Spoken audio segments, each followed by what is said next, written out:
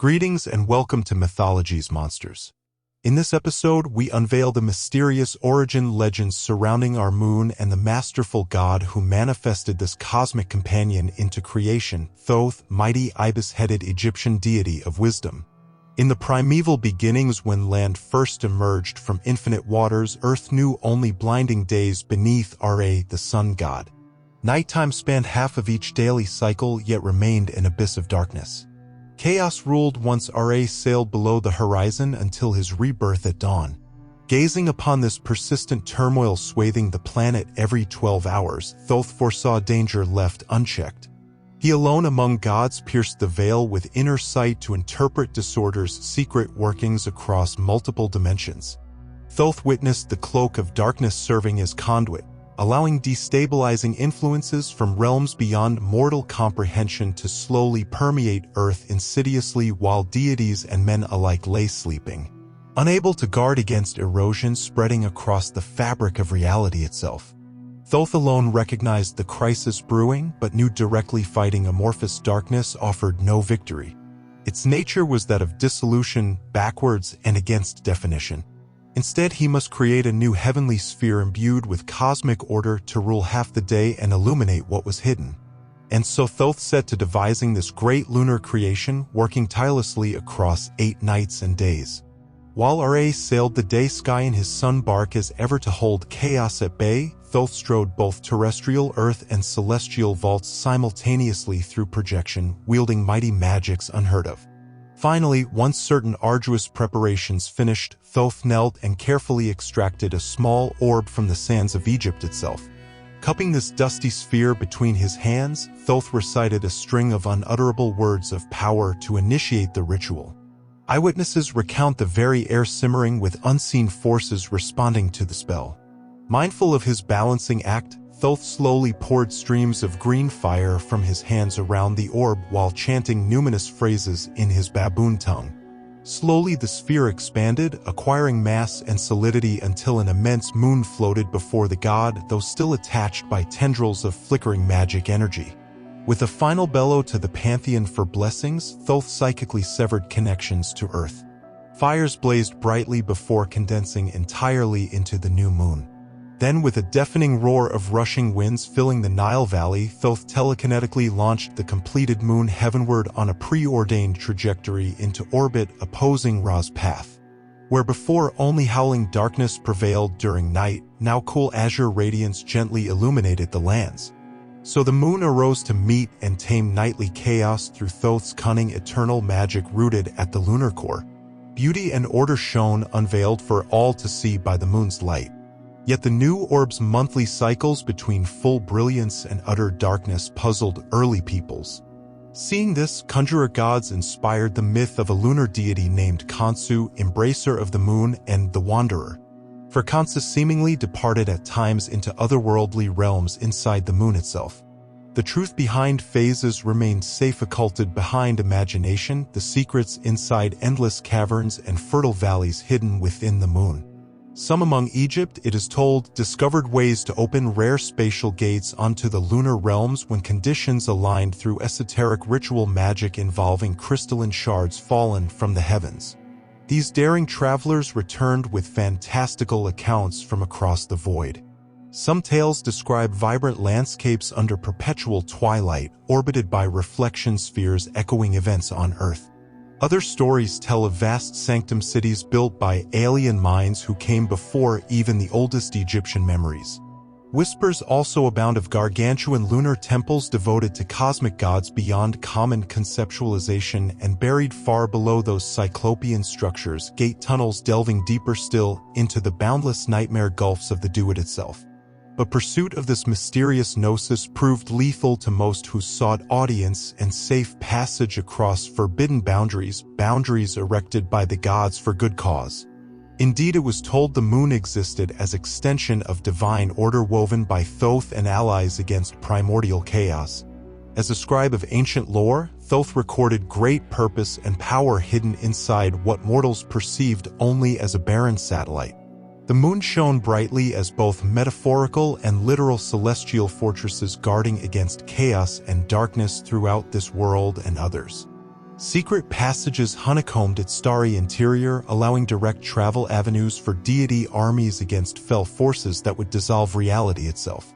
These corridors spanned from gleaming lunar bastions out into the invisible space between dimensions and across far spheres. In earthly lore surrounding the mythic battles waged ceaselessly by sun god Ra against the monstrous serpent of chaos Apep, the moon often features prominently aiding the deity forces in various ways. Blazing like a mirror shield over Egypt, the moon has intervened at times of crisis to deflect streams of billowing darkness and anti-creation unleashed by noxious Apep against Ra's solar bark during their timeless warring. Frozen craters upon its face now are said to be imprints left after Ra commanded Thoth to collect and redirect surging primordial waters back upon the serpent from the moon vaults at a key point, reversing disaster in one close battle. And when divine messenger Nabu alerted Apep developing secret lairs inside asteroids between Mars and Jupiter to launch an armada against the pharaohs, Thoth responded with fury. His magic hacked open concealed portals inside the moon itself to deploy a divine fleet now lost to history that scoured the heavens for months until quashing the serpent's downfall plots and steaming out his strongpoints to this day. Yet chaos undulates eternally, battling to turn order instead into destruction so that all creation unravels back unto the void of non-existence. God and mortal souls alike stand siege against annihilation from abyssal forces both within and beyond. Thus, over cycles of time, aspects of darkness manifest again in new forms and battle plans attempting to circumvent the moon's formidable guard. Most infamously Set, god of deserts, storms, and darkness, contrived an elaborate strategy for dominating then weaponizing the moon towards his own anarchistic ends.